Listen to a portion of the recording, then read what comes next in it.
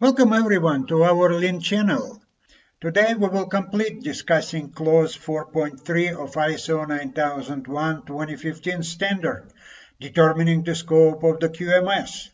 In the previous video, we have talked about scopes for single-site QMS.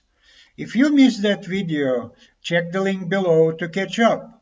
By the end of this video, you will discover how to define and document scopes for multi-site organizations. Before we begin, I would like you to subscribe to our channel, not to miss new videos. I also invite you to stay to the end, as I will show you what to avoid in the scope statements. So let's get started. Numerous companies have multiple locations with different activities. For example, the overall QMS scope might be design, manufacture, and service of high-capacity pumps for the gas and oil industries. But if we have two sites with different processes, we would need to specify scopes for each location. Portland, Oregon, design of high-capacity pumps, and Tulsa, Oklahoma, manufacture and service of high-capacity pumps. By now, the only requirements that we did not address are documentation of the scope and its availability. If your company still maintains a quality manual, even though manuals are not required anymore, you might document your scope and justification for non-applicable requirements in the manual. If you get rid of the quality manual, you might document your scope in a standalone document called, for example, Scope of the QMS.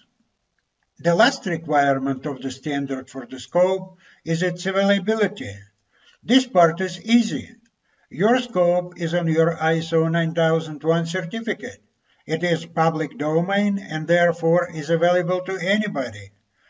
If your company is not certified, you will need to make your scope statement available elsewhere, such as on your website. This is all, folks, for determining the scope of the QMS. Except for one last thing. Before we close our scope topic, I would like to share with you a word of caution on the wording in the scopes.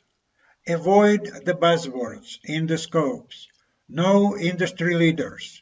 No world-class manufacturers. No the best in class or other of this sort. The reason is simple. Most registrars will not accept such claims, as accreditation bodies often challenge registrars to justify such vague wording and scopes of their clients. Even if your registrar overlooked such wording in your scope, think about your next audit. What evidence can you show to your auditor to prove such claims? It may be challenging, right? This concludes our two-part scope of the QMS story. By now we have met all our objectives, folks. We clarified the requirements of the standard for the scope of the QMS. We developed a model for scopes. We learned how to develop scopes for multi-site organization. We reviewed a few good examples of scopes.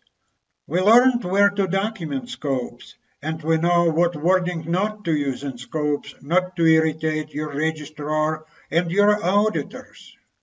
Thank you for watching. I am Mark Kaganov. To learn more about Lean ISO management systems, check out my book, The Lean Revolution. Let me know what you think about the scope topic. Post your comments. I will be glad to reply. I hope to see you next time.